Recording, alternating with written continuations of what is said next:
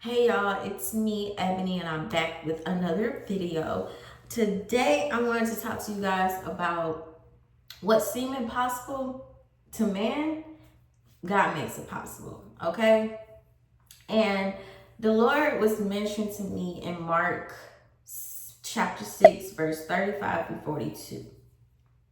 And this is in the journey of God, stepping out on faith and this is in a journey of Jesus stepping out on faith and doing God's will that he had always intended him to do, which is the reason why he was placed on earth, right?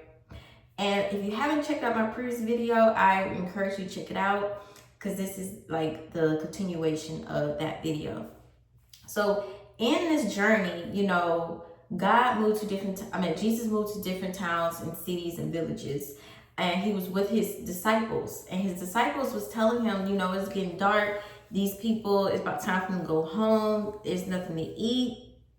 And we might as well, buy some food for them so they can eat. And then Jesus was basically telling them, you already have food, what you got, you can use this, you can feed them. And they were saying, well, there's not enough.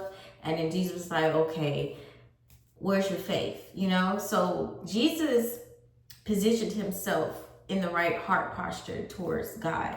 He looked up and he prayed to God with the food that he had in his hand already.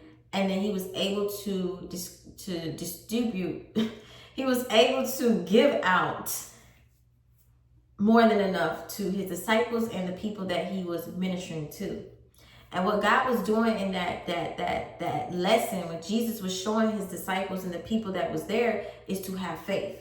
To know that what you see may look impossible, but it is possible for God to do it. And that's the same thing with whatever it is that you're going through in your life, whether that's purpose, whether that is your friendships, whether that is your relationships, whatever it is that this message relates to you, God is saying what looks impossible, he will make possible. It does not matter what you see in the physical, okay? Because at the end of the day, faith comes by hearing the word of the Lord, right? And when you see how Jesus positioned himself and he allowed himself to be an example of God, which pulled through for you when you ask him. That's why we get in Matthew 7 verse 7, ask, knock, and seek, you will find. And that's exactly what Jesus did. He came with a heart posture of, okay, I know this is all what I have, but I know who God is. I know who my Father is, which is a provider. So when I pray to you and give thanks to you for what you have given to me, for what you have shown me, for what you have brought me out of, for what you have provided for me, I know that you can make what I got abundant. I know that you can make what I got glorious to others. You understand? And it's so amazing because then his disciples was like, what? Like, we have more than enough. Jesus, how did you do that? And it was Jesus' faith. It was Jesus' will. That was his point of being on earth, to show people that God is with us. I'm with you. I will provide for you. I have not left you in the field to be starving. If you ask me for this, I'm not going to give you the opposite. Just because it looks dead does not mean that it's dead. You understand? You have to trust the process. And when we go through things and things doesn't look like what we think it should look like, what God said it was going to be in the end, and we're in the process, we tend to, speaking for myself, we tend to get a little shaken. And when we get a little shaken, that's when God is going to test you. Are you going to allow this shakiness to make you turn from me? Are you going to allow this shakiness make you turn from the promise? Are you going to allow this shakiness make you discouraged? Or are you going to continue to trust in me? Are you going to continue to trust in me when you don't see it? Are you going to continue to thank me for the things that I have done for you? Are you going to continue to seek me when things doesn't look your way, when you are going through a storm? Are you going to continue to seek me for the revelation that you need to get through this season that you're in, to get through this hardship that you may be in?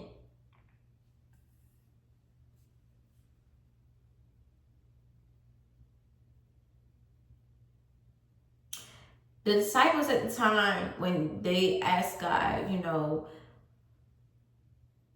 we can't go buy bread for these people, and it would take 200 coins and 8 months to even get that to provide for all these people for food. They were looking in logic. They were looking at what they seen. But when you know who God is, when you know you got a track record of how God brought you out of things, this is how your faith will grow in God. By not looking to your left, by not looking to your right, by not doing what logically makes sense. When God tells you to turn left, but logically it looks like you need to turn right, you're going to turn left.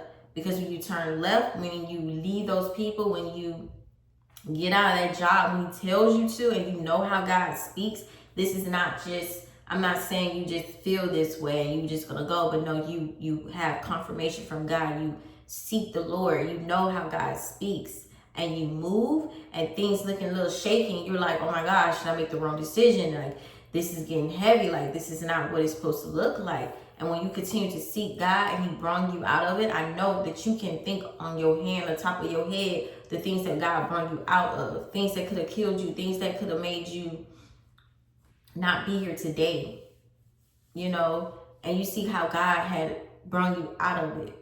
And you have to understand, when you go through storms, it's to make you stronger. It's really to make you stronger, and it's God testing your faith. What would you do? Do you love me as I love you? Are you going to keep trusting me? Or are you going to go do what the people around you doing? Because what the people around you doing looks like fruitfulness, but it's really not.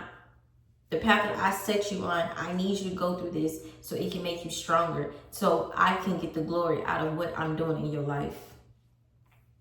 And what I'm doing in your life is going to make you understand that there's nothing to fear. You understand? Like, God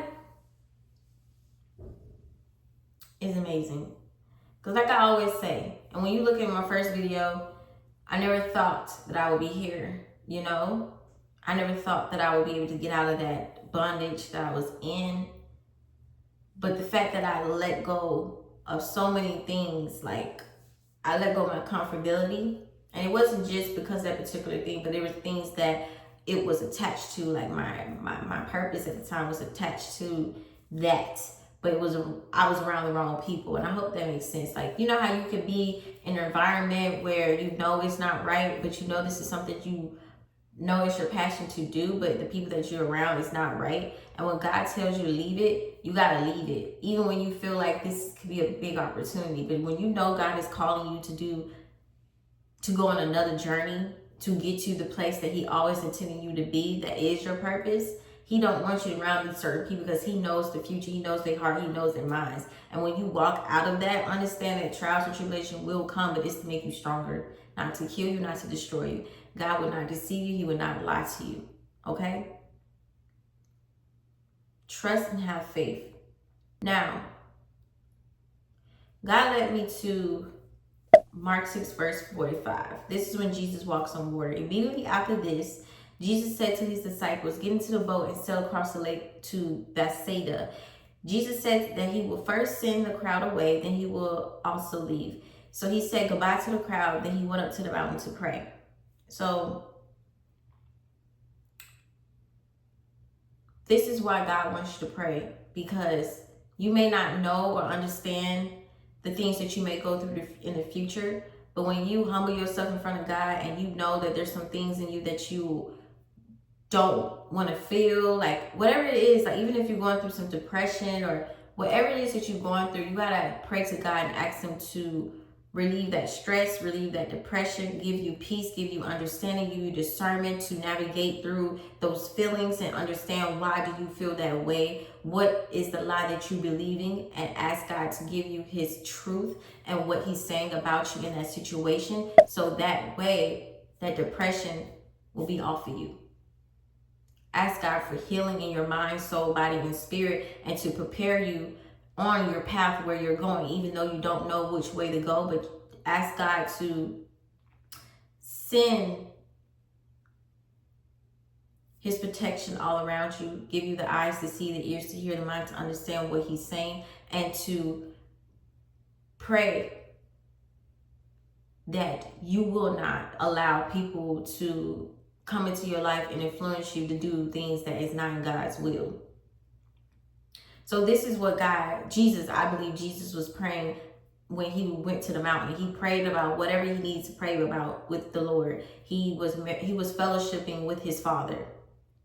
And that's what God wants us to do when we're in our journey, when we're in our will, when we're doing the things that God has called us to do, and we're doing it his way, not our way. The enemy will try to attack us. He will, because he does not want you to come out of the darkness. Okay, he does not want you to bring people that God had set in front of you to watch you and to see how you're doing things, because God is with you, and he knows that enemy knows that you're going to succeed in life, and you're going to take people that was in the dark with you at one point into the light as well, whether you know it or not. And the devil don't want that. So you will go through trials and tribulations, and understanding those trials and tribulations to make you stronger, to know that God is with you, and you don't need to be afraid of anything. It doesn't matter what it looks like. It doesn't matter if it does look completely dead. Like I always say, you got to keep pushing. You got to keep going, because that particular season in your life that you're in, it is to build you up for the season that you're stepping into. And you need to learn the skills. You need to have the correct mindset to obtain what God is doing in your life. Ask, knock, seek, you will find it.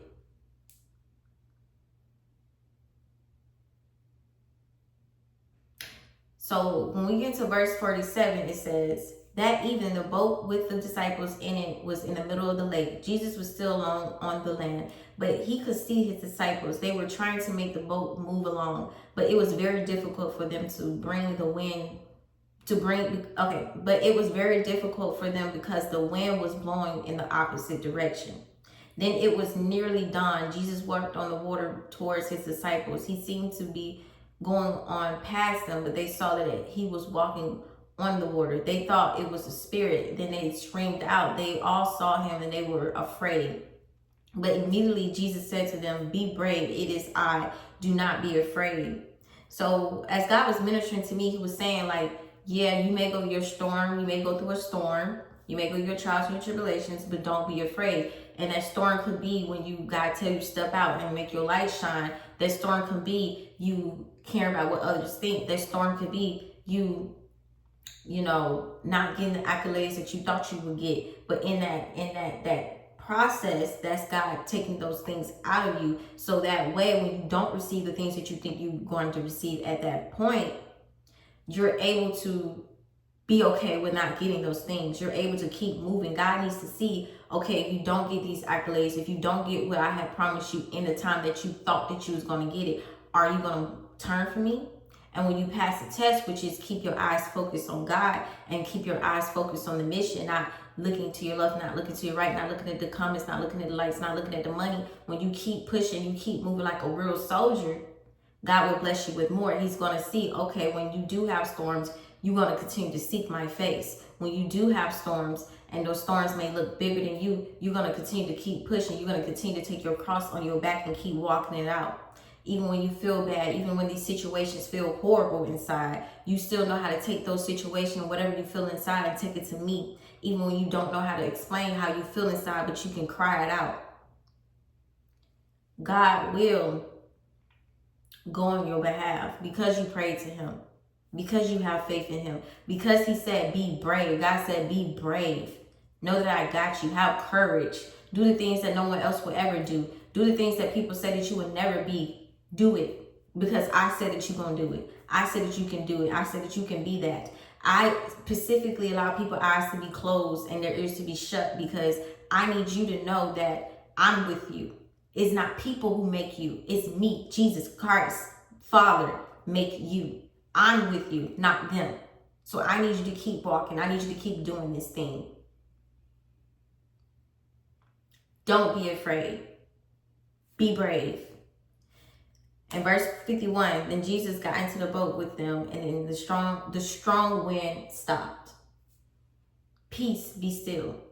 When you surrender your ways, surrender your thoughts, surrender your feelings to God, abide in his word, which means rest in his word. What does his word say? Do not be afraid. I won't be afraid. I'll keep pushing. Even though I don't see this, I don't see that, I'm going to keep pushing because I got faith what God has said about my life. I know what God has done. I have a track record. I have confirmation. I'm going to keep pushing it out. I see that the enemy's trying to attack me. I see that I have old feelings trying to come back up against me that I know that I was delivered from, but I know that I'm on the right track, because if I wasn't on the right track, I won't have so much resistance. You understand? So I'm going to keep pushing. I'm going to still keep going. You got to keep telling yourself that, because at the end of the day, God will set you on a season when you don't have nobody around you to support you and none of that. And he's going to put you in that season because he needs you to be strong. So when he do set you out in front of everybody, you won't run away. You will keep letting that light shine. You understand? And honestly, y'all, honestly, I just want y'all to know, keep going, keep God first, no matter what you do in life. Don't look to your left, don't look to your right. Like I always say, stay strong. Stay strong, because the walk is not for the weak. Okay? And when you feel weak, the Lord is here for you, and he will walk you through it. Speak to him, commune with him, fellowship with him each and every day, and you'll be just fine. Okay? And I'll see you guys next time.